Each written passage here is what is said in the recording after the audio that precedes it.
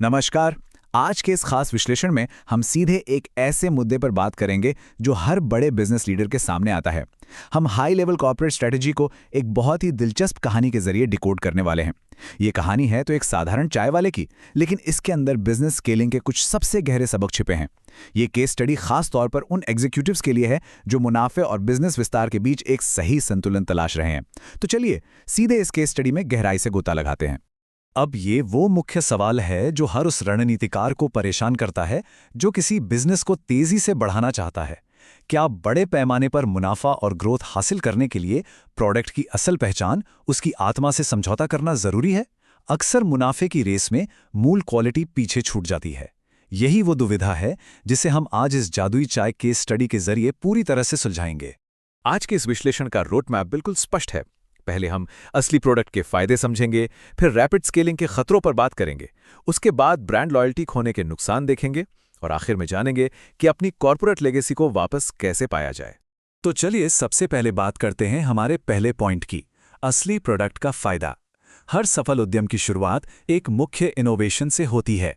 इस कहानी में हमारे जो फाउंडर्स हैं, गोविंद और रामा, इनकी शुरुआत आलू बेचने से हुई थी, जिसकी मार्केट में कोई खास डिमांड नहीं थी।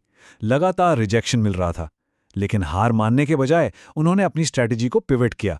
बिना किसी बड़ी फंडिंग या वेंचर कैपिटल के उन्होंने अपने ही आंगन में उगे एक खास ऑर्गेनिक एसेट का इस्तेमाल किया, एक ऐसा चाय का पौधा जिसका स्वाद बिल्कुल अलग और अनोखा था।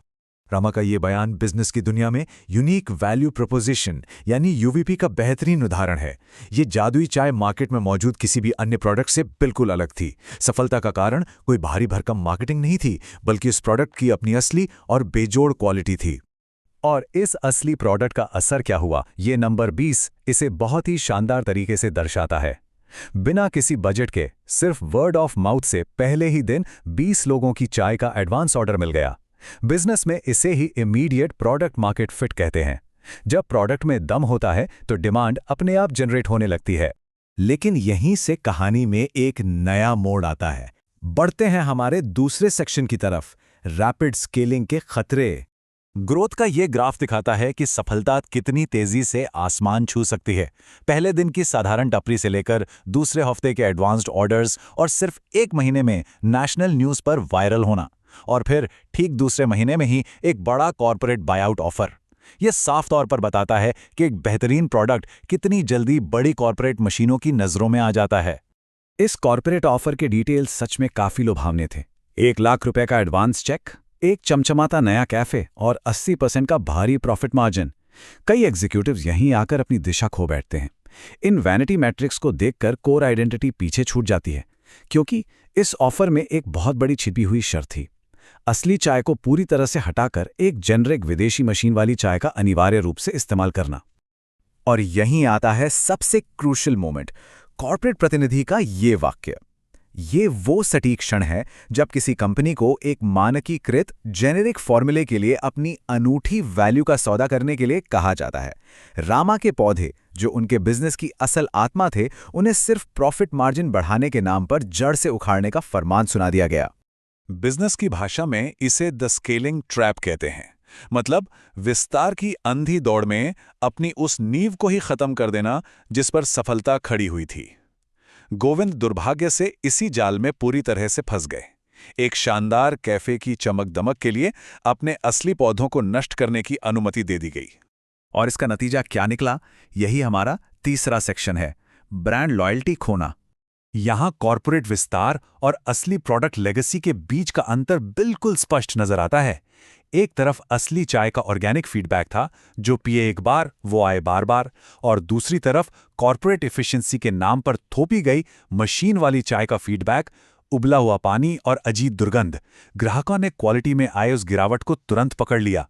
कोर आइडेंटिटी का ये बलिदान ब्रांड के लिए एक बड़ी आपदा साबित हुआ।